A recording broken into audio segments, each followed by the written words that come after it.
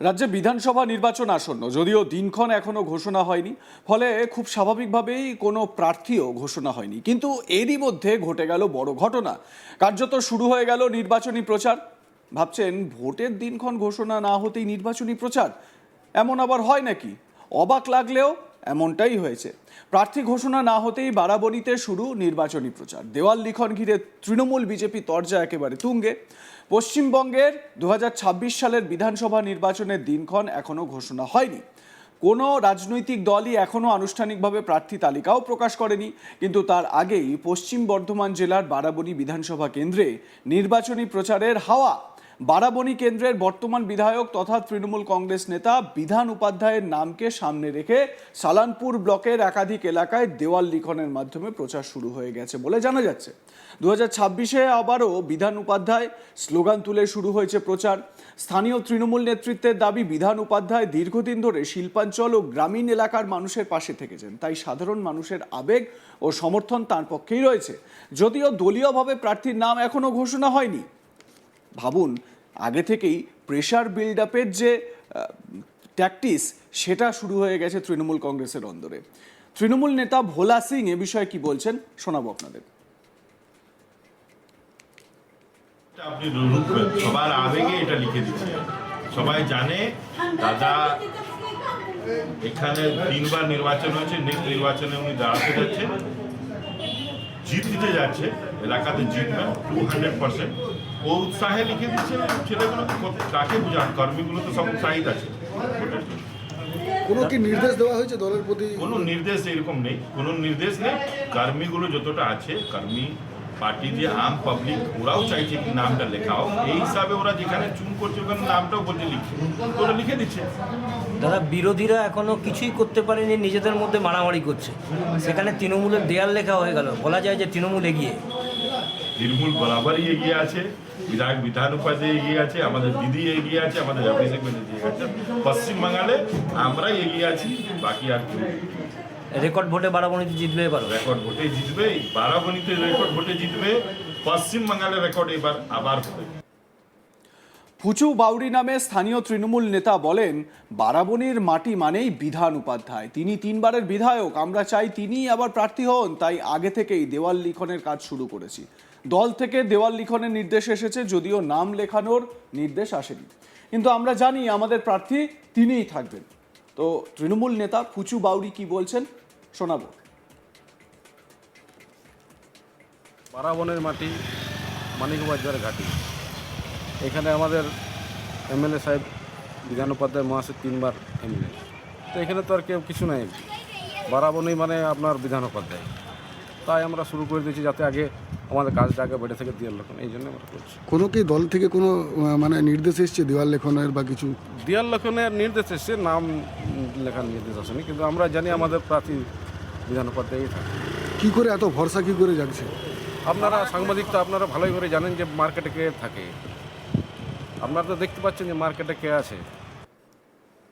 অন্যদিকে এই ঘটনাকে নিয়ম বহির্ভূত বলে কটাক্ষ করেছে বিজেপি নেতৃত্ব। অভিজিৎ রায় নামে এক বিজেপি নেতা বলেন, এখনো পর্যন্ত কোনো দল প্রার্থী ঘোষণা করেনি, তার আগেই দেওয়ালে নাম লিখে দেওয়া হচ্ছে, যা সম্পূর্ণ নিয়ম ও রাজনৈতিক শৃঙ্খলার পরিপন্থী। বিজেপিতে এটাকে অপরাধ হিসেবে দেখা হয়, কিন্তু তৃণমূল কংগ্রেসের ক্ষেত্রে নিয়ম ভাঙাটাই যেন রীতি হয়ে দাঁড়িয়েছে। এটা একনায়কতন্ত্রেরই উদাহরণ। বিজেপি নেতা অভিজিৎ রায়ের কি বক্তব্য শুনে নিন। 2026-এর ভোট সামনেই, চারিদিকে দেওয়াল বুকিং চলছে, কিন্তু এই মুহূর্তেই আমরা দেখতে পাচ্ছি যে খুদিকার নিমতলার কাছে তৃণমূল কংগ্রেসের তরফ থেকে তাদের নাম দেওয়ালে লিখে দেওয়া হয়েছে, তাদের প্রার্থীর নাম। এটা দেখুন যে নিয়ম বা শৃঙ্খলা বা রীতিনীতি তার সম্পূর্ণ পরিপন্থী, যে এখনও পর্যন্ত প্রার্থী তালিকা ঘোষণা হয়নি, তার আগেই কর্মী সমর্থকরা কোন অনুশাসন ভেঙে তাদের প্রার্থী তালিকা ডিক্লেয়ার করছে। আমাদের ভারতীয় জনতা পার্টিতে তো এটাকে অফেন্স হিসাবে ট্রিটমেন্ট করা হয়, কিন্তু এখানে তৃণমূল কংগ্রেসের কাছে কিন্তু নিয়ম ভাঙাটাই হচ্ছে তাদের রীতি রেওয়াজ। তো আমরা খুব একটা অবাক নই। আর এই ধরনের নাম আগের থেকেই লিখে দেওয়া পূর্ব যে আছেন, এটা একনায়কতন্ত্রেরই একটা উদাহরণ, জ্বলন্ত উদাহরণ। তবে দলের তরফ থেকে নাম লেখার কোনো নির্দেশ না থাকলেও হঠাৎ তৃণমূল কর্মীরা বিধান উপাধ্যায়ের নাম কেন দেওয়ালে লিখতে গেলেন, তা নিয়ে উঠতে শুরু করেছে প্রশ্ন।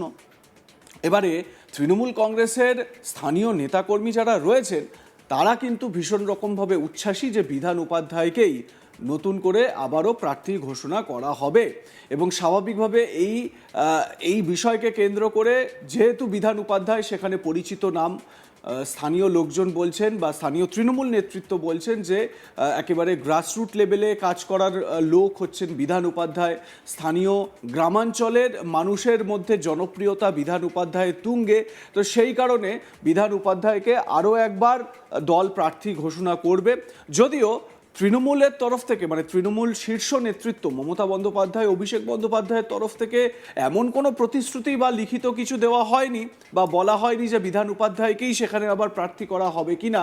বলে রাখা ভালো, এর আগে আমরা লোকসভা ভোটের সময় দেখেছিলাম অভিষেক বন্দ্যোপাধ্যায় এলাকা ধরে ধরে লোকসভা কেন্দ্র এবং সেই লোকসভা কেন্দ্রের ওই ক্ষেত্রে সেই ব্যক্তির ভূমিকা কীরকম, তার নাম কীরকম, তার পরিচিতি কেমন, তার জনপ্রতিনিধি হিসেবে তিনি কেমন হতে পারেন, সার্বিক দিক বিষয় করে তিনি লোকসভায় প্রার্থী ঘোষণা করেছিলেন। মনে করে দেখুন, র্যাম্প করেছিলেন একদম স্টেজে, সেই র্যাম্পে প্রার্থী ঘোষণা করা হয়েছিল।